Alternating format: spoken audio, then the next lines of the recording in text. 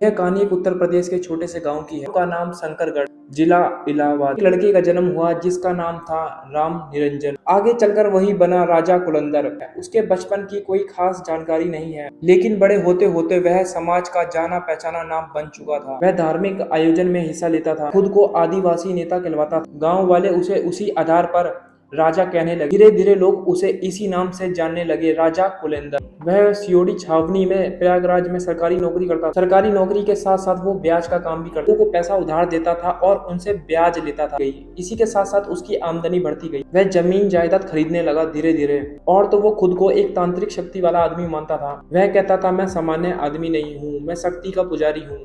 उसकी बातों से लोग डरते, लेकिन वो खुलकर किसी को बताते नहीं थे। राजा कुलेंदर काले जादू पर काफी ज्यादा विश्वास करता था। उसे लगता था इंसान के शरीर में शक्तियां छुपी हुई हैं, और खास तौर पर दिमाग और कलेजे में। वह सोचता था कि इन्हें खाकर मैं ताकतवर बन सकता। यह सोच उसकी बहुत खतरनाक थी, लेकिन उसके भीतर का विश्वास दिन पर दिन बढ़ता ही जा रहा था और वो धीरे धीरे अपराध की ओर बढ़ने लगा। पहली हत्या की शुरुआत 1988 में हुई।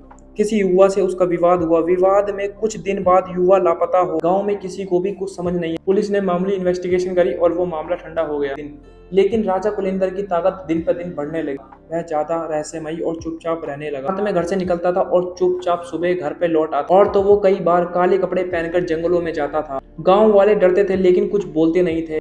राजा ने अब एक और चेहरा अपना लिया था। वह शैतानी बन चुका था। उसका अगला शिकार धीरेन्द्र सिंह यादव था। धीरेन्द्र आजमगढ़ के एक युवा और साहसी पत्रकार थे।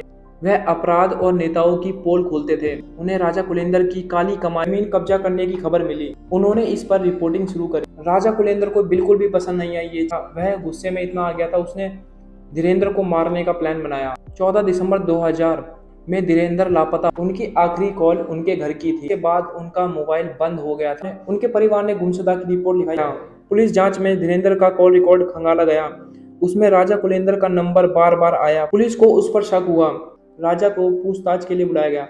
पहले तो उसने कुछ भी नहीं बताया पुलिस वालों को। बताया जब पुलिस ने उसे डराया तो उसने कबूल करा कि मैंने ही मारा है। यह एक बड़ा खुलासा। पुलिस भी हैरान रह गई। राजा को गिरफ्तार कर लिया गया। लेकिन कहानी यहाँ नहीं खत्म थी। असली राज तो राजा कुलेंदर के घर पर ही छुपा था। राजा कुलेंदर के घर जब छापा पड़ा, पुलिस को वहाँ से एक डायरी मिली। डायरी के अंदर 13 जनों के नाम थे, यानी कुल 14 लोगों की हत्या की जानकारी थी डायरी के अंदर। जहाँ पर राजा सब कुछ लिखता था, जहाँ पर राजा दिन तारीख और सब कुछ लिखता था डायरी के अंदर। ये डायरी केस का सबसे बड़ा सबूत बनी। पुलिस ने तेजी से जांच शुरू कर के घर पर एक एक करके कई जगह खुदाई करी। कुछ जगह खोपड़ी मिली, कुछ जगह शरीर के आधे जले हुए हिस्से मिले। पुलिस के होश उड़ गए ये सब देखकर। खेत भी कबूल करे। उसने बताया कि मैंने यहीं गाड़ा, और खुदाई करने के बाद सच सामने आया। राजा कुलेंदर हर हत्या के शव के टुकड़े करता था, फिर उन्हें जलाता और दफना देता था। कभी कभी तो वो शरीर के अंग भी अपने पास रख लेता, जैसे खोपड़ी, दिमाग और लीवर। उसका मानना था कि इन अंगों से उसे शक्तियां मिलती हैं। वह इन सभी अंगों को खाता भी था। यह बात सुनकर पुलिस के होश उड़ चुके थे। वह मानसिक तौर पर तो वो फिट पाया गया था, यानी वो पागल नहीं था।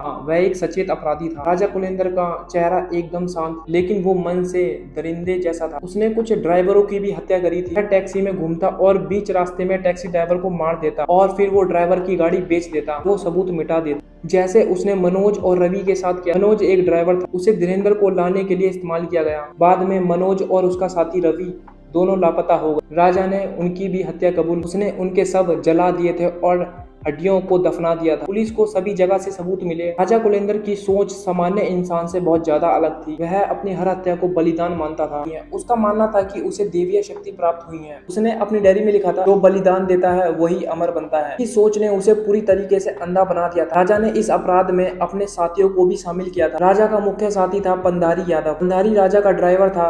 राजा कहता, पंधारी मेरे आदेश का पालन कर। राजा का एक और अन्य साथी अजय यादव था। ये लोग मिलकर शिकार ढूंढते और उन्हें फंसाते, फिर उन्हें सुनसान जगह पर ले जाकर उनकी हत्या कर देते और सबूत मिटा देते। हत्या के बाद राजा कुछ अंग निकालकर अपने पास रख लेता, जैसे खोपड़ी, दिल, दिमाग। उसे विश्वास था कि इनसे उसे मानसिक शक्तियां मिलेगी। और वो कुछ अंग जलाकर बलिदान कर देता और बाकी अंग वो खुद खा लेता। ये बात सुनकर जांच अधिकारी सैम, पुलिस ने सभी घटनाओं की फोरेंसिक जांच करवाई। इनमें से कुछ की पहचान कराई गई, डीएनए टेस्ट कर वीरेंद्र, मनोज और रवि की पुष्टि करी। बाकी मामलों की पहचान नहीं हो पाई, वो भी इस वजह से क्योंकि कुछ हत्याएं 1998 से 2000 के बीच में हुई थी। राजा ने भी कुछ नाम नहीं बताए, सिर्फ तरीका और घटना की जगह बताई। कई पीड़ित गुमनाम रह गए, यानी समाज के कई घर ऐसे नहीं जानते थे कि उनका बेटा राजा का शिकार बना है। राजा कुलेंद्र ने कई बार कहा है कि उन्हें मारकर मुक्त करता हूं। उसका ये भ्रम उसको खतरनाक बनाता था, खुद को भगवान का अवतार समझने लगा। राजा ने जेल में अजीब हरकतें, वह दीवारों पर खून से तंत्र मंत्र लिखता। जेल के अधिकारी ने बताया वह रात में बड़बड़ाता रहता, वह डरता और कभी वह डरावनी आवाज निकालता। डॉक्टरों ने कहा वो पागल नहीं है, वो एक अपराधी। उसे अदालत में लाया गया तो वो मुस्कुरा रहा था, कहता है मैंने कुछ गलत नहीं करा। वो बोलता है कि मैंने जो करा वो धर्म है। जज ने उससे पूछा कि आपको हत्या का अफसोस है, तो उसने जवाब देते हुए कहा उसे गर्व है।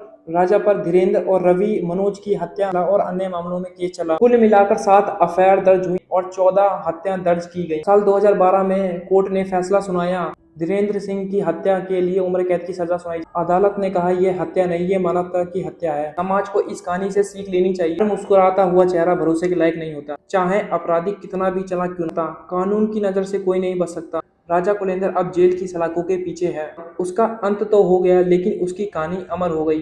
तो गाइस, अगर आपको वीडियो थोड़ी सी भी अच्छी लगी तो वीडियो को लाइक, कमेंट और चैनल को सब्सक्राइब जरूर कर दें। धन्यवाद।